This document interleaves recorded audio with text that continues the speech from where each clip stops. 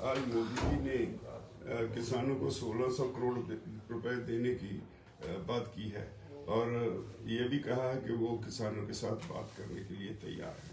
मैं मोदी जी से एक सवाल पूछना चाहता हूँ। किसान, जिसको आप अन्नदाता कहते हो, जो इस देश की 86% पॉपुलेशन को रोजगार देता है, उसके लिए आपके पास सिर्फ 1600 करोड़ है। और जबकि दूसरी तरफ कॉरपोरेट हाउसेस जो 5 से 7% लोगों को ही रोजगार प्रदान करते हैं, उनको हर साल 6 से 7 लाख करोड़ रुपया आपकी सरकार इंसेंटिव्स और एनटीए माफी की शक्ल में देती है। और यही नहीं, पिछले 15 सालों में 42 लाख करोड़ रुपया आपने इन लोगों को दे दिया। तो अगर इससे तुलना की जाए, आपके मन में कितना किसान के लिए, अन्नदाता के लिए कितना प्यार है, सत्कार है, तो स्थिति अपने आप स्पष्ट हो जाती है। आज किसान को उन्हीं कॉरपोरेट्स के हवाले करने के लिए आपने जिद पकड़ी हुई है। एक तरफ आप कहते हैं ये हमारा अन्नदाता है, दूसरी तरफ आपने जिद पकड़ी है कि इसको कॉरपोरेट के सामने हाथ पैर बांध के उसके सामने फेंकना है ताकि वो पूरे को पूरे किसान को, इस खेती को निगल जाए। तो मुझे समझ में नहीं आता कि मोदी सरकार करना क्या चाहते हैं। एक एक करके देश की हर सेक्टर है उसको वो कॉरपोरेट हाउसेस के पास गिरवी रख रहे हैं। तेल सेक्टर में अंबानी, डिफेंस सेक्टर में अंबानी, कम्युनिकेशन में बीएसएनएल से लाइसेंस लेके अब उसी बीएसएनएल को खाने वाली कम्युनिकेशन सेक्टर को अंबानी, कोल सेक्टर में अडानी, रेलवेज में अडानी, एयरपोर्ट्स में अडानी, तो अब खेती सेक्टर में भी अडानी। क्या अडानी और अंबानी, क्या ये दोनों को ही देश गिरवी कर देना है? मुझे समझ में नहीं आ रहा। कोई कभी आज़ादी से पहले कभी हुआ था कि ईस्ट इंडिया कंपनी गुजरात से आके सेटल हुई कलकत्ता, तो धीरे धीरे उसने अपने पैर जमाए और देश को गुलाम बना लिया।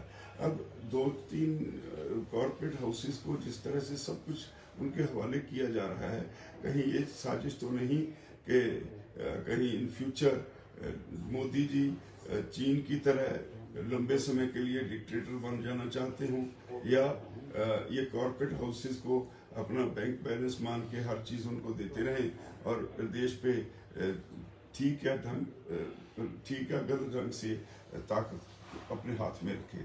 तो ये अब लोग समझने लगे हैं। यहाँ किसान 22 दिन से धरने पे बैठा है।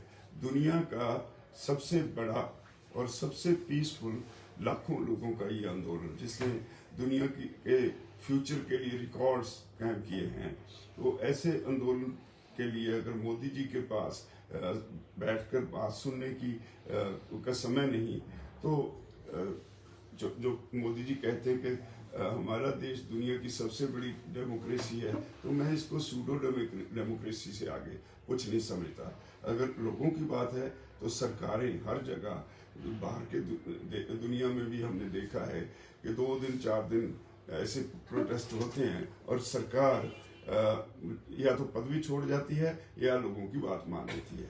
तो यहाँ तो बाबा आला ही निराला है। मोदी जी बड़े बड़े लच्छेदार भाषण देते हैं, लोगों को बहकाने के लिए झूठ के बड़े बड़े लच्छेदार शगुफे छोड़ते हैं, तो उसमें से निकलने के लिए आम आदमी के लिए कुछ नहीं होता। क्या ये मोदी जी स्पष्ट करेंगे कि जो उन्होंने ये तीनों कानून बनाए हैं, ये सीधी कॉन्स्टिट्यूशन की वायलेशन है? उस कॉन्स्टिट्यूशन की वायलेशन है जिसकी शर्त लेके वो प्रधानमंत्री बने। उस कॉन्स्टिट्यूशन की वायलेशन है जिसमें एग्रीकल्चर, हेल्थ और एजुकेशन तीनों स्टेट सब्जेक्ट हैं। धीरे धीरे एक एक करके स्टेट से एक एक सब्जेक्ट छीना जा रहा है। एजुकेशन केंद्र के पास, हेल्थ केंद्र के पास, अब एग्रीकल्चर को भी टेढ़े ढंग से अपने हाथों में लेना चाहते हैं। और बड़ा स्पष्ट है, लोगों को बहुत देर मूर्ख आप नहीं बना सकते।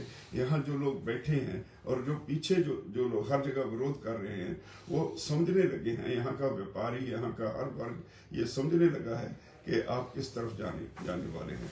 मैं एक बात स्पष्ट कर दूं कि ये लोग पक्का मन बना के आए हुए हैं, यहीं बैठेंगे, ये पीसफुल थे, पीसफुल हैं, पीसफुल रहेंगे, और सरकार के पास इन लोगों को उठाने के लिए और कोई चारा नहीं। आपने तो ये सुप्रीम कोर्ट का भी ड्रामा करके देख लिया। हम तो सुप्रीम कोर्ट गए नहीं, हमें कोई नोटिस हुआ नहीं, पता नहीं उसमें क्या क्या आपने पैंतरे बदले, लेकिन उसके बावजूद सुप्रीम कोर्ट ने आपको कह दिया कि ये पीसफुल प्रोटेस्ट करने वाले किसानों को जबरदस्ती उठाया नहीं जा सकता, और पुलिस को भी कोई अधिकार नहीं कि पीसफुल किसानों पे कोई किसी तरह सा का वायलेंट एक्शन कर सके। तो अब तो बड़ी सीधी बात है, हम तो अपना अधिकार लेने के लिए पीसफुल रह के इस आंदोलन को उस समय तक चलाएंगे जब तक आप किसानों की बात सुनते नहीं। मन की बात लोगों को सुना के बहकाइए मत।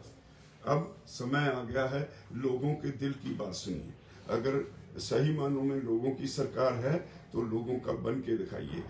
दिस इज हमारे कॉन्स्टिट्यूशन के मुताबिक we should have a government of the people, by the people, for the people, but you have made it a government of the corporate, by the corporate and for the corporates।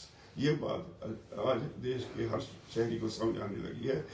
यही वजह है आप जितने भी मंत्रियों को अपने ये जो काले कानून है इनको प्रचार करने के लिए दूसरी स्टेट्स में भी भेजते हैं। हर जगह पे लोग उनका विरोध कर रहे हैं, और आपकी मिशनरी को, आपके मंत्रियों को वहां से भागना पड़ता है। कृपया हमारी निवेदन है, इस देश के हालात को ठीक रखने के लिए, इस देश की आर्थिकता को बचाने के लिए रियल टर्म्स में सोचना बंद कीजिए।